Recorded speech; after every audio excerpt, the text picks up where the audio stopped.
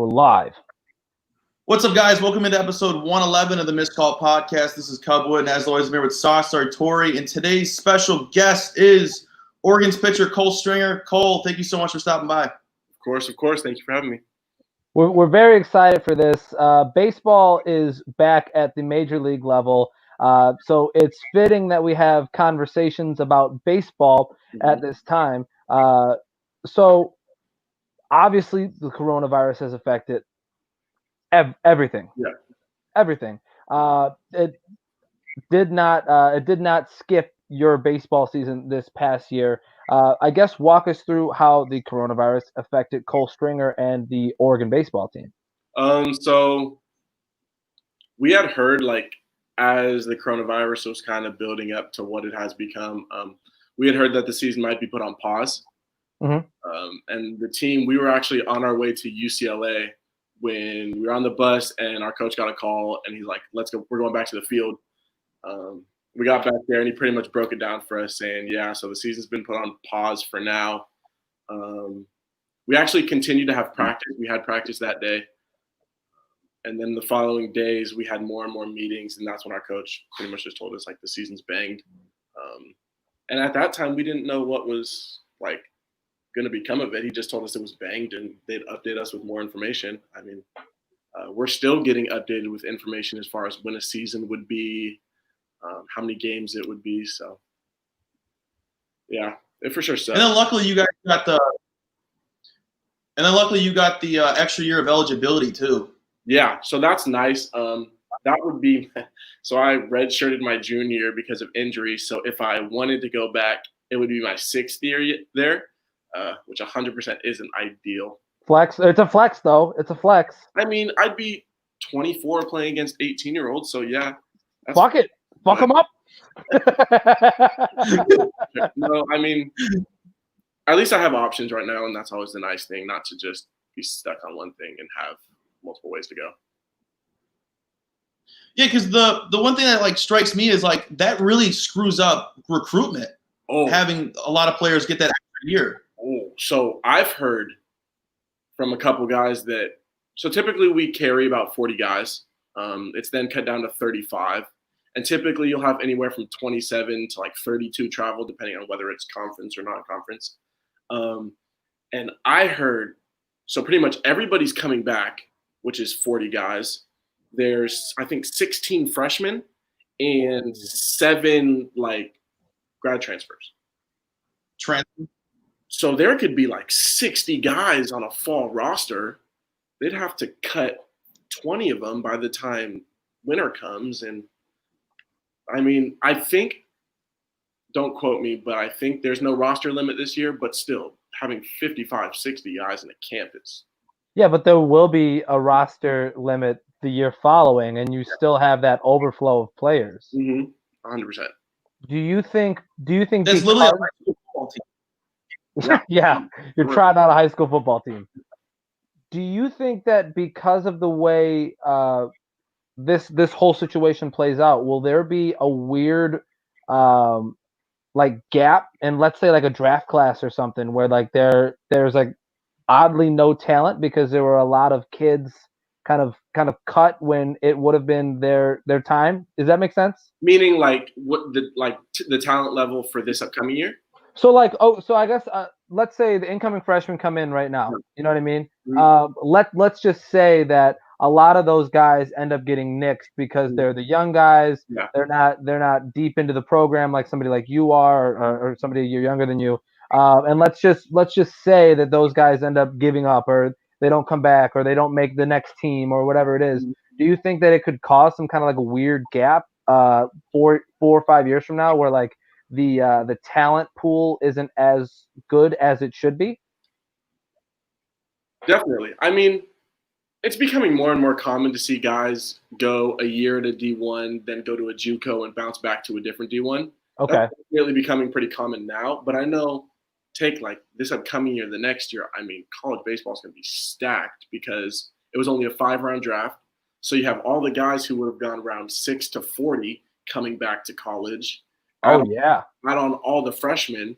So even though roster sizes are going to be huge, I mean, I wouldn't be surprised if this year possibly next year or this upcoming year and the year after that are probably the most competitive college baseball seasons we've ever seen. Because, I mean, there are definitely some dudes who maybe would have gone still top 10 rounds, but didn't get picked up in 5, and so they just went back to school and have another year.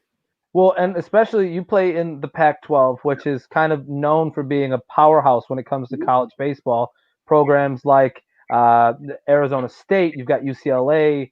I hate to say it, but Oregon State as well. You know, great. It's a fact. You can say it because it's a fact. You know, but great baseball programs, and they're going to be even more stacked. It's crazy.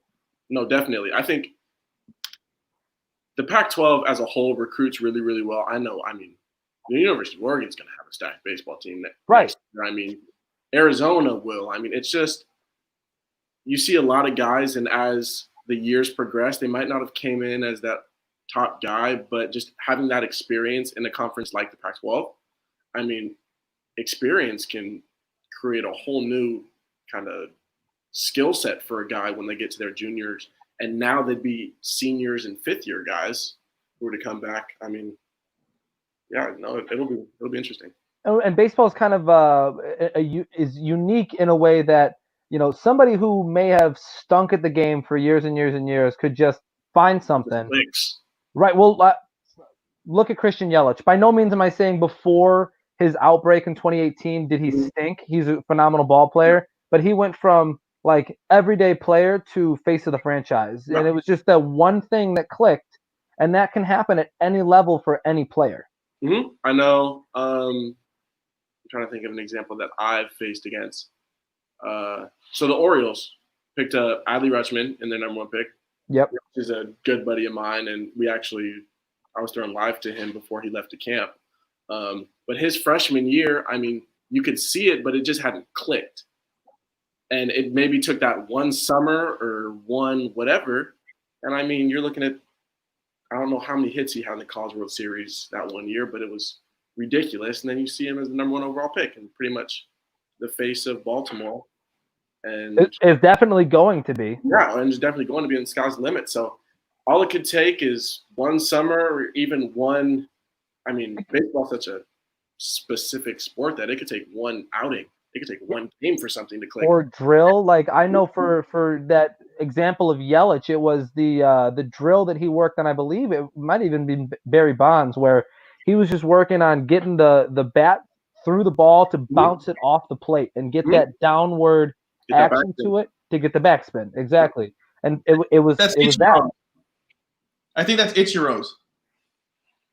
Ichiro would do that too. Yeah. I'm pretty sure. I thought it was Ichiro's drill. Mm-hmm. Yeah, wherever it came from. But, you know, like you said, baseball is so specific, and it is an odd sport if you really think about it, like just how it's almost luck sometimes. A lot of the time. Yeah. So we talk about we talk a lot about we just said it, how odd baseball is, and you're put into a lot of different unique situations playing in the Pac-12, especially in the northwest portion of the country. It can be cold when the season starts in the middle of February. For sure. How different is it to play, let's say, in an environment where how different is it to pitch in an environment where you know, it's cold as shit in the northwest part of the country, and then let's say you head down to Arizona State where it's warm? How different is it to pitch in those environments? Well, for one, you have the way the ball reacts off the bat. So drier, hotter, I mean, that ball's going to jump. Right. And so you have that along with, I remember I had to start so being from the Northwest, I'm so used to cold. I'm fine pitching when it's cold. I'm fine pitching in the rain. That really doesn't have an effect on me. But I remember we went to Arizona. This might have been 2 years ago. And I started, and by the second inning, I was like, I can't feel my legs. Like, it's just so hot. And it's just the dehydration starts setting in. It's just the heat as far as it, like, takes over your body versus, like, I can't grip a pitch or something like that. That usually doesn't have an effect, but it's just being in an uncomfortable environment. You definitely have to get used to it. Which would you rather pitch in? Just gonna ask that. Being from the Northwest, I'd rather pitch when it's cold. I Yeah, mean, that's fair. the ball's not gonna fly. I can make a mistake. I'll get a rollover. For sure, cold. Yeah, and everybody's cold. You know what I mean? You can have certain situations where, like, you know, maybe somebody who's raised in the Southeast or the Southwest, and they're like, oh, it's not that hot out. And, you know, it could be 104 out. You know what I mean? And the heat doesn't affect them the same way it would you or me, who grew up in the Chicagoland area where, you know, that's interesting, though. Yeah, I would probably want to pitch in the cold weather, too, because, like you said, you can make the mistakes. Oh, yeah, it saves your ERA for sure. Yeah. How many major league players do you hear bitch about, you know, playing in late March, early April, saying like, "Oh, I'm not getting the same pop, man." Yeah, no, it probably shaves a whole 1 or 2 off your ERA for sure. Well, shit, let's play in Alaska. So They actually do that. No, there's a college league in Alaska, and it's during summer, and because it like stays bright, like they have like a midnight game. That's dope. It starts at midnight, and it won't get over to like 3 a.m. But because it's like bright out, because the sun's like it doesn't affect anybody. Sign me up. Sign me up. I'm down. I'm down to play all day. Try falling asleep though. You got to get the blackout shades, and you gotta get these things. Something. You know what I mean, like the goggles to fall asleep with. Yes. Yeah. The experience would be totally worth that terrible attempt to fall asleep. Oh yeah. Hella melatonin though. Give me them gummies. Give me 3 of them. Factual. Factual. So during your time at Oregon, or I mean, not to say that you're gone, but like during the time that you have been there, I guess is a better way to say it. You've been a starter, you've been a reliever. 2 completely different ways to approach a game as a hurler. I guess this is another situation where what's the difference? What do you prefer?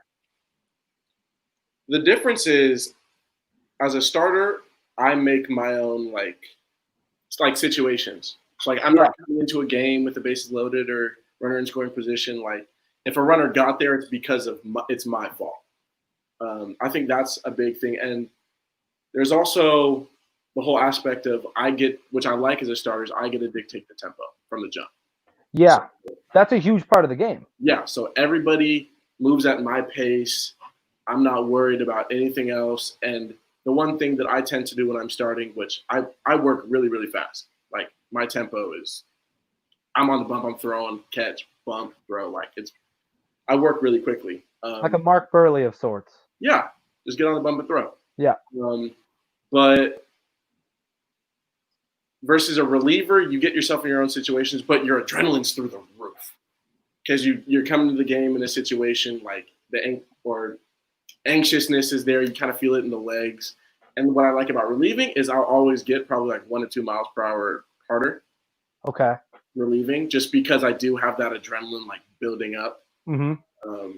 And it's always nice to flash a couple high numbers on the velo game. But they both have their perks, and they also both have things that make the job difficult. Like you said, baseball's not an easy sport. Is that transition hard? Like going back and forth, being like, I'm a starter, no, I'm a reliever, now I'm a starter again. Is that like hard?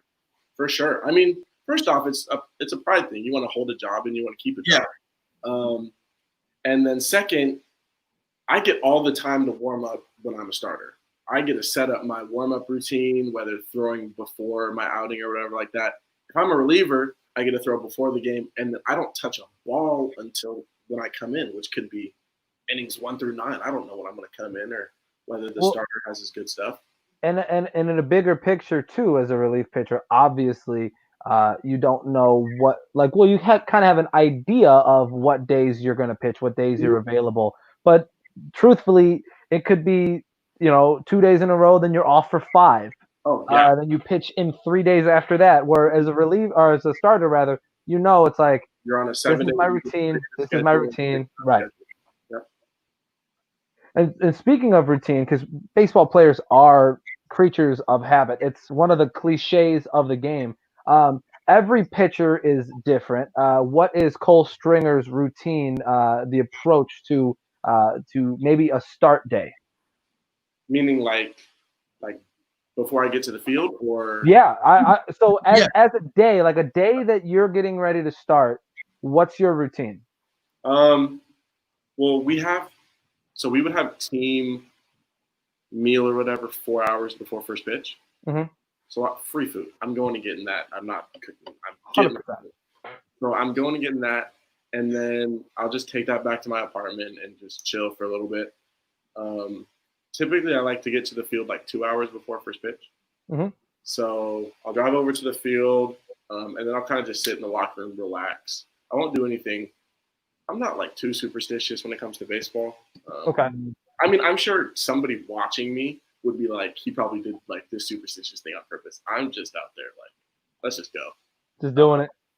But I probably get on the field about an hour before, go through all my like body warming up stuff, start throwing. So I'll start playing catch 30 minutes before. I'm off the mound 15 minutes before. I'm walking down 3 minutes before first pitch, and then first pitch. Sounds like you have a pretty regimented Yeah. plan there. When you've played in a conference like the Pac-12 for 4 or 5 years, you definitely you get to learn more about yourself, what I like to do, and that's just happened to be the time I like to walk down to the dugout. And I mean, I don't think about it, but every single time I'm done, my coach would say, "All right, it's 3 minutes, let's go." Like, okay, Here we go. yeah. Do you have, since you mentioned you have a fast tempo, do you have like anything you do in between pitches that you're like, okay, I got to do this every time? Yeah. Is there a pitch to pitch routine? Yeah. Do you like adjust and spit after every Okay. throw? I do. I guess you could say I kind of like clean off the mound. So I'll brush my cleat over the mound. Okay. I've noticed that before.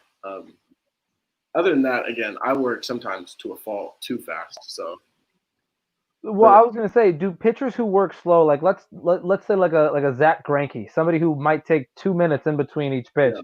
do pitchers like that piss you off? if I'm playing or if I'm I guess if you're playing, because I would assume if you're watching, if you I'm could have an playing, for sure. appreciation for it, right? if I'm playing, it for sure pisses me off because if I'm on the bench and it's 7, if he's taking his time, I'm not going to get back until 11:30. And of course, I'm not pitching to go home, but I have a basketball background, and so as far as like speed and tempo, I'm so used to a faster pace that when I see guys taking 2 minutes and when I see guys taking like their time, it's like, come on, let's go, come on. Right. Well, and obviously, if you're starting a game, if you're pitching in general, you want to be a guy. You want to be getting in there as quick as you can. Like you don't want a long inning happens and then you're sitting around for 45 minutes waiting for the inning to be over. Well, yes and no, because if I'm waiting for 45 minutes, that means my guys are putting up runs. True. Yeah. So I mean, if I have to sacrifice 45 minutes for my guys to put up an 8 spot and I have an 8-0 lead going into the 5th or 6th or whatever, I'll take that versus a 1-0 barn burner. Yeah, well, true, and I completely understand that. I would just think for me as a pitcher, it would be like almost like a rhythmic thing where it's like, Oh, for sure. you know, obviously the average half inning is around 10 minutes, maybe 15 minutes. If I can get myself on the mound and back off in 8 minutes or less, I know it's a good inning for me. Regardless of if I had walked a couple guys, I know 8 minutes or less, I'm good because that means my pitch count's low. That means I'm working at a good tempo. That means they might have put up a 1, maybe a 2, maybe a solo bomb, but that's much better than I'm walking to double bomb, and now I'm on the mound for 15 minutes. And trust me, 15 minutes watching baseball and 15 minutes in a game. 15 minutes in a game feels like you're on the mound for forever. Like I've been out there for hours. Right. But watching, you could just look away and turn, and whatever happened already. Right. But it's been 10, 12 minutes, just like a normal time. Now, How do you like say you're on the in the dugout for like 15, 20 minutes because your boys are killing the pitcher. How hard is it to get back in rhythm? Like you've been sitting for 20 minutes, your arms not No, the same. It's definitely a skill to be able to do that. We have a tunnel behind our dugout, which is nice. It connects our locker room to the field, but it's big enough and tall enough to where if I need to throw a little bit, I can. Not live with a guy down, just get my arm going again. So it's nice to do that. But as far as getting back on the mound and getting my body back into it, because I don't want to be moving my body between innings or between the time I'm on the mound, because I'm just going to tire out really quickly. So I want to be able to recover, but I also want to keep that muscle memory pitch to pitch and get back out there and be able to replicate what I was doing the inning before. Right. It's interesting because, as I said earlier, baseball players in general are creatures of habit, but even more so, the pitcher is a unique creature. You know what I mean, in terms of the tempo and the habits and things like that. Now, we talk about what it's like to have your boys go out there and you're sitting in the dugout for 45 minutes watching them, hit nukes and all that. But what's the conversation like in the dugout when you're absolutely shoving and the boys can't hit water if they fell out of a boat? I mean, it'd be selfish to be in the dugout being like, I'm doing my part, you guys got to do your part. I mean, True. I just have to make sure I tell them, like, I'm going to keep putting up zeros. And at that point, it's just like, give me one. Yeah. If you guys sacrifice a guy all the way around, we get a sack, bloop, whatever to shallow center. Even if it's ugly, give me one. And then from there, we can go. It's conversations like that, and it's just instilling confidence in your guys. And, I mean, baseball is a confidence sport.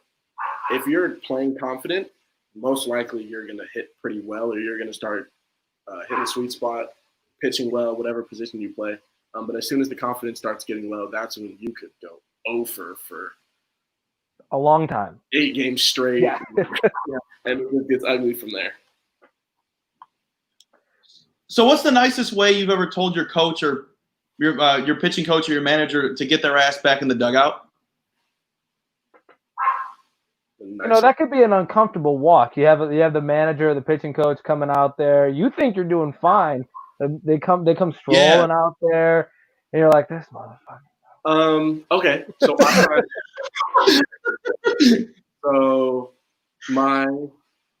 in my sophomore year, we opened up at Fresno State. And I'm shoving. I think I struck out 8 or 9, and I was through 7. This is post-Judge, right? Oh, yeah, post-Judge. Okay. Way. I forget when he got drafted. I was just double-checking. He's almost 30. He's almost 30. Is he really? I think he's 27. Yeah. I mean, he would have been there. He's old. Maybe 2 or 3, so not way far, but it for sure wasn't the judge. Well, Cole's going on 6 years, so I don't know. Yeah. Shoot, I'm already past. So it's Fresno State. And I'm throwing really, really good. And I wasn't on the mound and I was in the dugout, but as a pitcher, I always sit in the back corner. And so I'm kind of like looking up at my coach. And he's looking back at me, like, we're not talking, but we make this real awkward eye contact. And I just see him, like, put his head down, stroll over to me, and he goes, you good or you done? Because I'm about to play you. And I was like, I was throwing good, and I was like, I think I got one more. And you can always find situations to kind of finesse it. So I can be like, if a guy gets on, you can take me out. So, like, you can kind of play that, like, barter with your coach a little bit. Yeah, like that, especially if you're going really good, because if you're going good, a coach wouldn't want to play you unless it's a 1-run ball game and we got to bring in a closer or a setup guy or whatever. Right. But you mentioned like you have to be confident. Oh, no, you're good. Go ahead. I was gonna say you mentioned about being confident stuff. Has there ever been a time where you're like not pitching as well, but you're like confident I can get out of this inning or something? You're like mad that you got taken out. I used to be the king of getting myself in ugly situations and getting out of it. My repertoire suits that because I get a lot of run on my balls. What do you throw? So I'm 2-seam, 4-seam, circle changeup, and then a slider. Okay. But I throw my 2-seam more just because I do get that depth to it. You throw it more like a sinker? Yeah, more like a sinker. Yeah. Okay. And so I'm really, really good at like. Sometimes I pitch too fine, but because I get that run, I can get a ground ball, get a double play, and I'm out of the inning. Got it. Yeah. So I'm always confident when it comes to that kind of stuff because I don't want to start telling myself like, you leave one, this guy's gonna hit it 450. That'd be terrible. You are the king of, or you said you were the king of getting out of bad situations. We are the kings of making tangents inside of a story that a guest is trying to tell. So you're talking about this time in Fresno State where we're still trying to figure out what's the nicest way you've ever told a pitching coach or a manager to get back in the dugout. I think it was that the nicest way is probably like just that make a deal like if a guy gets on or if I walk a guy, you can come get me. Okay. So I know I put myself in that situation versus like I'm going good and all of a sudden like you're done. Right. Well, and we've seen situations at the pro level where maybe you've got a guy like Mad Max who has the right to look at whoever he wants and say, get the fuck back in the dugout. College baseball is a different beast when it comes to that because pro guys can do that. Yeah, right. And Verlander, I mean, if they want to keep going, unless they're on a pitch count or things are really hitting the fan, they can keep going. But in college baseball is a much more systematic game, much more small ball game. Things like, especially in the Northwest, when the ball doesn't fly, you have to play small ball away. And the coaches know what they're talking about. And I probably played for one of the more well-known coaches in America my first 4 years at Oregon. So, I mean, usually what he says, he has pretty good reasoning behind what he says and what he wants to do. So you listen to him. So we bring up the name. You mentioned. Sorry. Go ahead. No, go ahead, Cub. I thought we were on the same page. Allegedly, one of us is lagging, but it's all good. All right, my bad. I was going to mention since he brought up his repertoire, I was going to ask, do you have like a dream pitch? Because like I feel like growing up, everyone wants to throw, say, a knuckle curve, an eephus. Like, is there anything you've always wanted to add? I mean, just a knuckleball, just a plain knuckleball. I mean, that would always be dope. Just to see the way it moves, and there's so many like slow motion cameras and all that stuff. It'd be dope just to see how the ball moves. Yeah, if you bring out like the Rapsodo or whatever and like start looking at the metrics of it. All that stuff, synergy and all that stuff. But as you get older, you just want to throw hard. Like, you just want to build up your velo. So I don't think it's a dream pitch just as like, I just want to throw cheddar. Blow people away with that speed. A dream.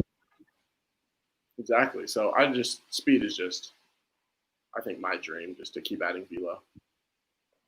So I was going to say, we brought up Max Scherzer. As I'm going through your social medias, I came across a picture that was rather scary to me. Now, Scherzer, I bring him up because he's a rather scary figure to see on the mound, to hear on the mound, the grunting and things like that. So what is scarier, Mad Max or Cole Stringer on the mound in a Killmonger suit? Ooh!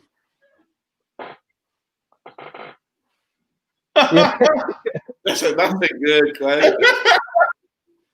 Scarier? It's probably still Mad Max. He's just so intense. I'm the loose, like just really relaxed. I try to be just as smooth as possible always. Just shoot. I mean, obviously, I want to say myself, right? But I think it's Mad Max. Now, so that was a little bit of a deep dive into the Instagram to find the picture of you with the Killmonger suit. Is there a story behind that? I don't think there's an exact story. You just showed up one day with a Killmonger suit on. I love it. We always do a Halloween scrimmage. Oh, okay. Dress up and all that stuff. And so the night before, I didn't have anything to wear for the scrimmage, and so we ran to like a party, whatever, a Halloween store, just like our apartment. And I'm with my roommates, and I'm walking by, and this is I think this is like the year that Black Panther came out, or maybe the year after. So like it was pretty fresh, it was pretty recent. And as soon as I saw that, because it would have been cool if it was like the Black Panther. But the fact that it was Killmonger, Like, to me, that just stuck out and made it so much more doper. And I was like, I have to wear it. Right. Yeah, I thought that was cooler too. As soon as I got it, I always, whenever I think of Killmonger, I think of like the "Hey Auntie," which was the Instagram caption. And so Right. I always thought about that. And then as soon as I got the suit, I was like, all right, if somebody gets a flick of me, I have to caption it that. So I had it kind of pre-planned. It was No, one of the superpowers of the Black Panther and then Killmonger, if you've seen the movies, for sure. the suit will absorb kinetic energy, and then you can use that as to help Just fight energy- crime or kill. energy going back out. Yeah. Exactly. So let's say the suit's real. Mhm. How fast can you throw that fastball with a little bit of kinetic energy? It's not reading on a radar. It can't read on a radar. It can't read on a radar. I'm tearing the catcher's glove off. There's a hole in his glove. I might take out the ump. I mean, I don't know. Take out the fucking Might put be. Joe West back there. Yeah. Oh, I mean, Joe's not terrible. There's a couple umps in the league that I've seen who I'd want to take out maybe. Name drop. No. Angel Hernandez. CB Buckner. No name drop. You definitely don't have to answer it. Well, I'm thinking now. I don't know. I mean, in all credit to umping, I umped growing up, and that's not easy at any level. Umping is a split-second decision that if you get wrong, you're getting cussed at and yelled at from every single person in the stadium. And even if you get it quote-unquote right, there's still someone in the stadium who thought you got it wrong. Right. Yeah, it's a lose-lose situation. By any means necessary. Can you give us your best umping story then? Of me umping? Yeah. You ever Like, get what's the cussed out by wildest a thing? parent or something like that? So I was umping a Little League game, and I was line umping, so I was I don't think there was anybody on, so I was down the first baseline, and this kid was safe by a mile. At least I thought he was. Okay. And so I called him safe, and so a guy started yelling at me for no reason, and I'm like shaking, I'm like nodding my head, like yeah, he was there, like he beat it up. The guy came onto the field, and like I was umping Little League, so I might have been like 16. I didn't really know. Like I didn't want him in my face. So Right. He came up to me and he's like telling me never shake my head at him and do all that stuff, which I didn't know. As umping, you probably shouldn't have any interaction with the people in the crowd. Like it wasn't even a coach. It was just a guy in the crowd who just came on and was like, don't ever shake your head at me like you got it. And I'm like, you're 16, 17, like, sorry, but I thought he was safe. That's nuts. I used to ump for like first and second graders. Okay. So the best thing I've ever been told was I was behind the plate. Kid swung the bat, missed completely. I called it a strike. The kid turns and looks me dead in my eyes and goes, "That was a close call. You missed." I also missed. For a summer. I also umped for a summer, and I had a situation where I was home plate umpire, and I don't know if I was daydreaming or I closed something happened and I didn't see the pitch, and I looked around. I don't remember what the count was or anything like that, but I remember looking around and I didn't have a field umpire, and I was just like, let's just call it a ball. I don't know what happened there, guys. Like I look at both coaches and I was like, I don't know what just happened. My bad. I was like, let's just call it a ball. Yeah, I mean that's probably your best bet. Knowing me, I would have probably had a panic attack and punched the kid out on an 0-1 count. I would. Yeah, just be like, fuck it. We'll see. Oh my No. That's hilarious. Yeah. dude, umping's nuts. When you're doing it with little kids, it's entertaining, but it's also annoying. Yeah. Like the parents are nuts. One mom came onto the field because her son was pitching while chewing gum. She came onto the field and went like this, "Give me it. Give me it." Really? I'm like, yes. I'm like, what am I supposed to say? Karen's out. Get out of here. Real quick with it. That would have been good Karen, practice. sit down. Did you guys see? I forgot who it was. Someone just got ejected, I think, yesterday. Or the It was other day. Derek Holland. It was Holland, yeah. And the umpire had to like reach in his pocket and take out his mask while he walked up to him and like had to talk with him that way. It was the most slow developing like toss out I've ever seen. It was. So I think And his mask was broke. Yes, he had to hold the mask up with one hand. Somebody tweeted it out and was like, it was the most unintentionally funny video ever because they're both people's masks are falling down and the other one's the mask is broken and he threw somebody out who was sitting in the stands. Yeah. Hey, at least there's baseball going on. For now. For now. Maybe the Marlins throw a wrench in this whole situation. I know, for sure. I read that earlier this morning. That's crazy. And I think the thing that makes that tough is it was coaches. So wasn't it like 6 players and 2 coaches or something like that? It was a total of 14 altogether. Okay. The last number that I saw for coaches was 2. Okay. Which would make it 12 and 2 if that were the ratio. But it's crazy. I mean, the thing with baseball that made it unique in this scenario is that you could feasibly maintain social distancing guidelines in a lot of situations. For sure. But where the NBA, the NHL, possibly the NFL will excel is all of their fields are regulation. Yeah. So they can play in a bubble and it's okay. Versus all 30 stadiums in the MLB are completely different, completely unique, and they provide different advantages in different situations. So you can't truly have a bubble city. Definitely. I was surprised that they didn't have, so they were thinking about doing it, having a quote unquote bubble in Arizona. Right. So like in a complex, maybe 8 fields or something like that, but at least keep everybody together versus having to catch flights and all that stuff. So I was a little surprised when they decided to do that. But yeah, the players are okay because teams, especially with no minor league season this year, they have tons of players that they can funnel up. Say people get sick, they can test some new guys. If they test negative, they can bring them up. But having the coaches go down, that kind of throws like a little screwball into it because, I mean, sure, there's minor league coaches, but I don't know if an organization would be like, hey, let's bring our AA manager up and have him bench coach or whatever the big league club. Right. Well, you can't like try the guy out because chances are he's not going to like make the roster or anything like that. Exactly. It's provided somewhat of a unique scenario for the not so great franchises at the moment. You think about the Orioles and the Marlins and teams of that echelon. It's provided a cool opportunity for them because they're going to have an opportunity over the next, now 57 games to try out a lot of different guys that are in their system. And even though, you're not having the minor league season this year, there might be some surprise stories that come out of any one of these franchises where it's like, I would have never had this opportunity if it weren't for COVID. There's going to be multiple franchises who find like,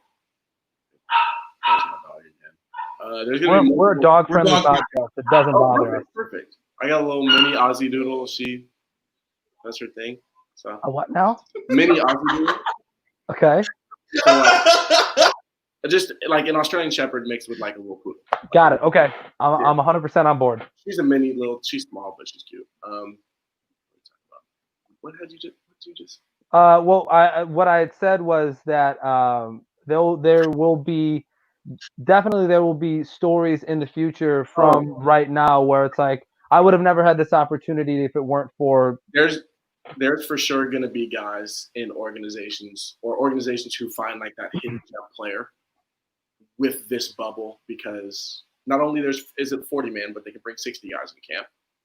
So that gives 20 extra players more opportunity. Then whatever happens there, they can bring up other guys. And all it takes is, again, like we were talking about earlier, that one day for a guy to go 3 for 5 with 2 bombs and a double. And all of a sudden he's climbing up the organization next year with the big league club in less than a year. And I mean, he's on their starting 9. So fast tracked because of all of this craziness. Hopefully there will be silver lining stories like that. Hopefully we have a full season.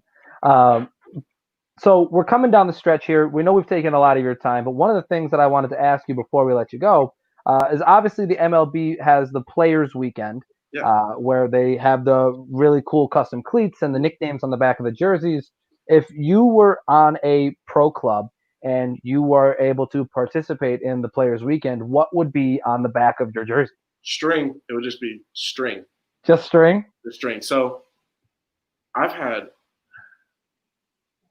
kind of did myself some damage with it, but so my last name's Stringer, obviously, and so growing up, I was like, my nickname was String Cheese. I was skinny. I was like, it was String Cheese.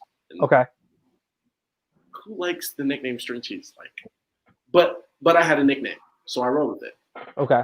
And then as I got older, it was actually one of my coaches who first started calling me String. And then from there, everybody calls me String, and it kind of stuck. I mean, I meet people for the first time, and then the next time they see me, they're like, "What's up, String?" Like, kind of just sticks. I'm just very happy that your name isn't like Garrett or Gary or something like that, because that could be really bad. For sure. That would be terrible.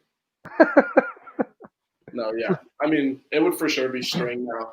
If we were talking Players Weekends, the cleats I would wear, I'd have to dig into the closet and just custom something. Big shoe guy. So. Oh yeah. Some Clint Frazier stuff. He was doing. I saw him. I think did he wear the off-white ones? He customed a pair of ones that looked crazy when I saw him playing in it. Him and the Shield do some dope stuff. Yeah, I think it's dope that MLB starting to give guys that freedom to start doing that stuff. And baseball's such a hard sport to show personality in. And now that they're letting them do that, and they're getting like the pictures when they're walking in, like how NBA does league fits, all that stuff. I mean, I definitely think it's dope the direction MLB's going. I'm waiting for the Air Mag cleats. Those would be insane. Someone would pull them out. I guarantee somebody's going to pull them out. I don't know how you can move laterally in those, but somebody's going to pull them out. It'll be like running in snow. Oh, it's snow boots. They're pretty much snow boots. I was thinking about wearing the Cam Newton cleats that have the little capes on the back. Do you see? Bryce Harper just wore some the other day. Fuzzies. Yeah. I didn't even know green was in the. Well, I know their mascot's green, but I'm pretty sure. Like, I was just talking to somebody about this, I think yesterday. But like, imagine playing for the Phillies and you have like white and red, but you have the ability to just throw that random green. I'd be wearing all green highlighter cleats. Shoot. Snazz it up a little bit. And then the thing with the Phillies is they got no fans, but they have the advantage with the Philly Fanatic getting the crowd pumped up, even though there's no crowd. Even though there's no crowd, the Philly Fanatic could just screw with the other team the entire game. Yeah, I was like, because like there's no momentum within on the one thing. For sure. Yeah. That's how. Because like there's no momentum, so it's all the players. You said what? I said there's like no momentum because there's no fans, so the Philly Fanatic just gives that extra boost. Yeah, I was watching a game. What game was it? First off, and again with baseball being such like a specific and adrenaline-based, like I saw everybody's velo was down like substantially because there's no crowd, because there's nobody in the stands, because they have no adrenaline. It's almost like they're just doing like live ABs during training camp. I mean, it's a game, but everybody's velo is like 90. I mean, of course, you got to have the guys like Walker Buehler who just sit 98 and guys like that. But a lot of the guys were kind of 90, 93, 94, and we haven't seen baseball like that in a long time.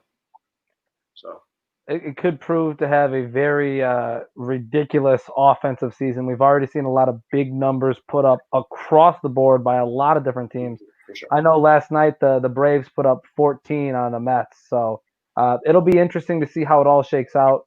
Who started last night for the Braves? You remember? Fulte goes tonight. Was it Soroka? Was it Mike? I thought Soroka was the opening day. Okay, I think he started opening day too. I actually had a funky opportunity to play with Mike when we were in high school, so I was trying to see if it was him. I think he started opening day too. Yeah, I think it was Soroka. It might have been Fry. Is it Fried or Freed? Max. Freed, yeah, Max. It might have been him. I'm not sure. Okay. But with Cole Hamels out, he could have pitched the second game too. I don't know. Yeah. Okay. I don't know. But Cole, this has been a ton of fun.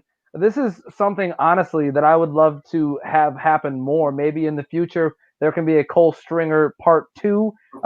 Because I mean we've talked for an hour and I feel like there's still so much more to talk about. But we will end this here and thank you for coming on, giving us an hour of your time. That's no small feat. So again, thanks for coming on with a couple losers like us who are just trying to make it in this world. No, for sure. I like what you guys are doing too.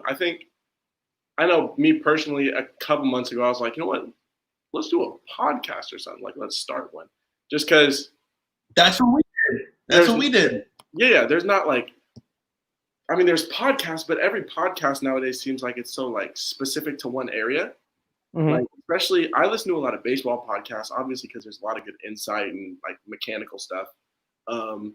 But everything's baseball related. And I've been trying to search for like whether it's like a baseball / culture / just something that just blends everything. Mm-hmm. And I was like, it's really, really hard to find that. So I like what you guys are doing with this. That's where we come in. That's where you guys come in. I think we definitely attempt that. It's one of it's a great hobby. It's something where when we do these interviews, I like to. It's all good. Remember, this is a dog-friendly podcast, but when we do these interviews, we obviously want to provide information for people listening, but we also want to have a good time with the people that we have on. And so hopefully we did that today. I will recommend, though, for you, Cole, if you want to find a good baseball podcast, one of my favorite is R2C2. That's with CC. Yeah, with CC and Ryan Russillo. Favorites as well with CC and what's the other guy's name? Russillo, yeah. No, CC's dope. I like this stuff. I actually just yesterday, for like the second or third time, watched the one with Sonny Gray and Trevor Bauer. So good. Loved that one. So good. How they were talking about the Astros and all that stuff. I thought that was pretty dope. It was definitely a good one. All right. This has been episode 111 of the Missed Call Podcast. We'll be back on Friday with either a special guest or we're going to do a news podcast. Who knows? But we're out of here. See you guys. Oh, I have to end the broadcast. I always forget about this part.